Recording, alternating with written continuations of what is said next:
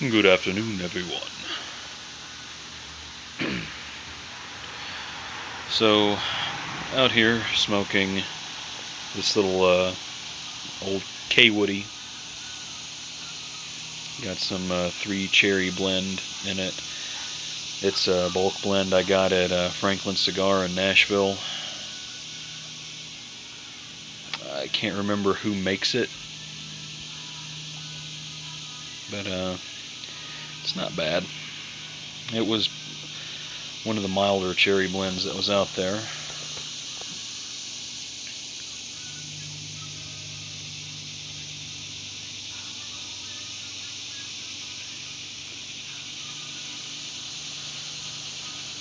It's pretty interesting. I think it's like Duke cherries, maraschino cherries, and I don't know, California cherries. Is that a thing?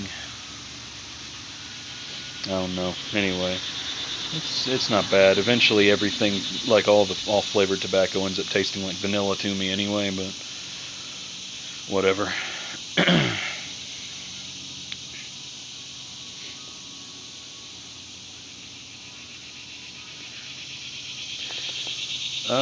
Thought I would make a little video today uh,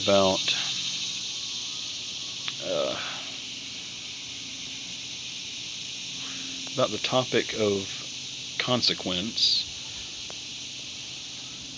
It's something that I've thought about a while. Years and years ago, when I was uh, I guess I was in my teenage years at the time. We had a Bible study group that we'd get together with.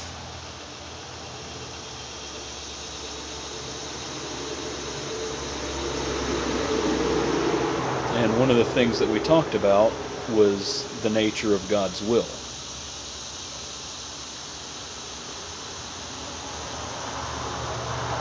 And I don't know how many of you are church goers or former church goers, or how many of you have experience with this kind of phrase. But one of the phrases that has always irked me, and that we talked about in this class, was when somebody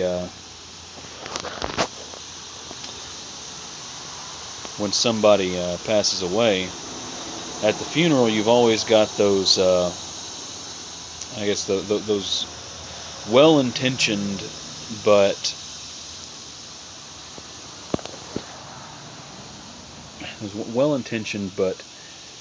I wouldn't say careless or thoughtless, but they're not putting as much thought into this as they should when they say, well, it was God's will. And that's always irked me. That's not much comfort to someone when they've lost somebody, saying, well, it was God's will.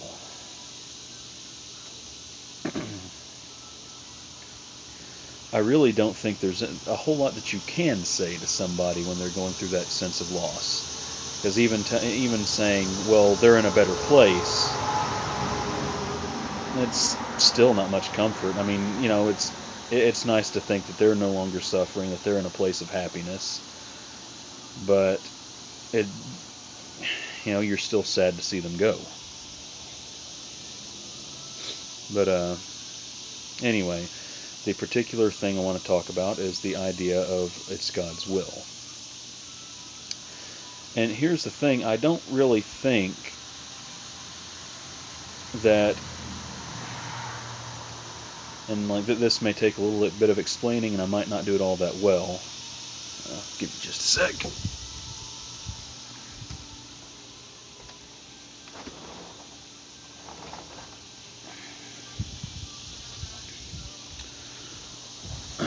Okay. I really don't think that it is God's will for that to happen. Or at least not. I don't think it's something that He's planning and making happen. I think that it's God's will that everybody be happy, everybody make the right choices. I was watching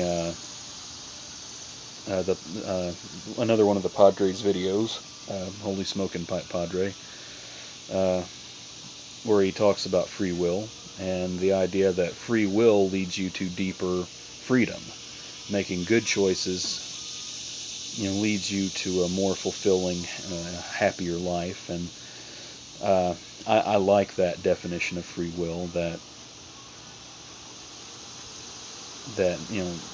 making the right choices leads to a happier life. And I mean, happy is, it's all in the way you see things. I understand that, but it's an idea that I appreciate. I think it's pretty spot on. And so I think that God's will ultimately is that people would know Him, would come to Him, that they'd make right choices, and that they'd be happy. But and don't want to get too much into theology, which is funny to say considering the nature of this little video. But whether or not you believe in the garden and the concept of original sin, I won't go into that. But whether He created the world like this, or whether it's because of our own failure and action, and back at the garden, whatever. That's not the discussion. Uh, However it came about, this is a world of cause and effect. It's a world of consequence. And when you make choices, good or bad, it affects you and it affects other people.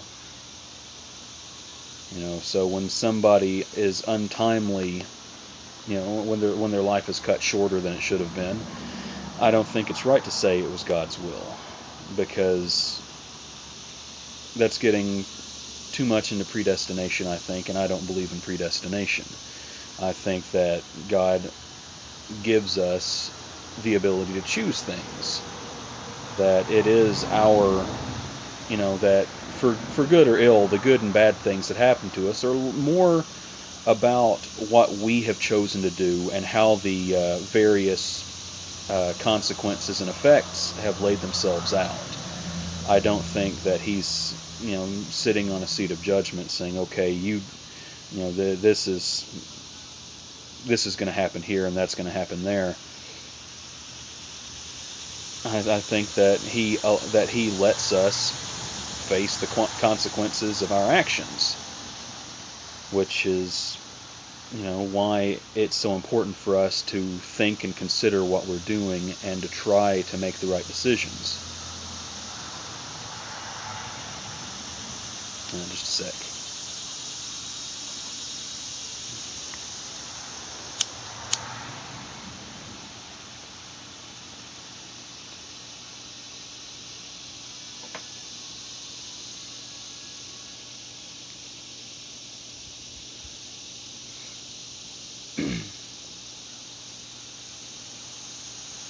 But kind of got derailed there for a sec.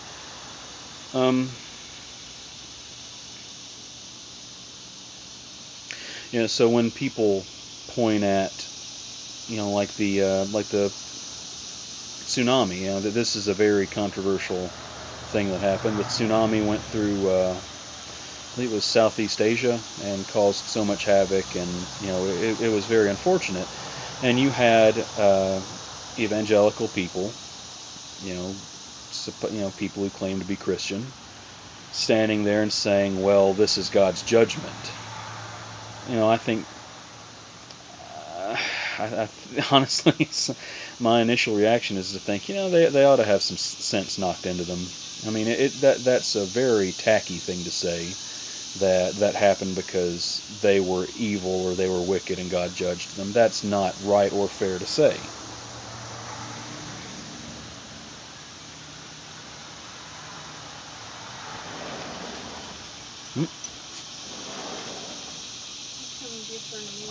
Yeah.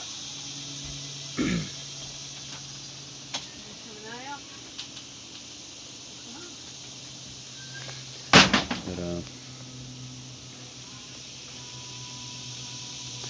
so, why did it happen?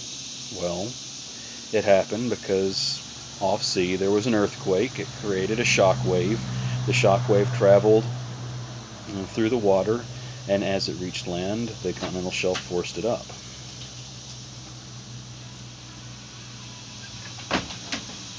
That's how that kind of thing works. It wasn't God's judgment. I don't even think it was God's will that it happened. I don't think God wanted that kind of suffering to happen. However, this is a natural world with natural consequences. And, the laws for these things were set into effect, and I think that it's an unfortunate thing that happened. I don't think that God made it happen. I think because of the nature of the world we live in, it was a natural effect to a natural cause. But I mean, you could get into a further discussion of, well, then why does God allow these things to happen?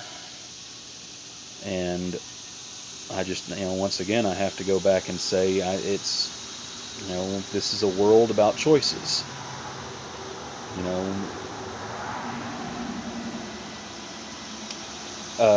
I live in a part of the country that is very active as far as weather is concerned.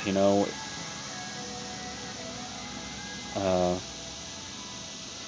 it's we have tornadoes just about year round. It's much worse in the summer, but there's always a chance for tornadoes here, and it's a very it's all it's very unfortunate when somebody is hurt or something is damaged because of this weather, but you know we choose to live in this part of the country. We could go somewhere else, but I mean it's a world where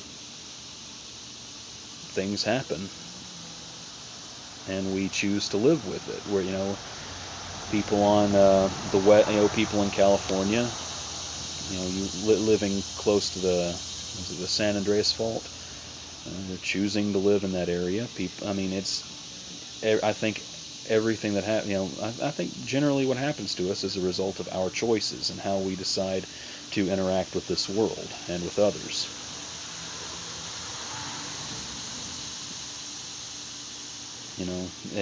How little would this life mean if God did not allow us the ability to make choices for ourselves?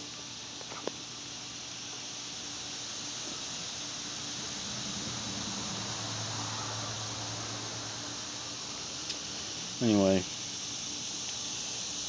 that might not be a very coherently way of stating it, but those are my thoughts on the subject.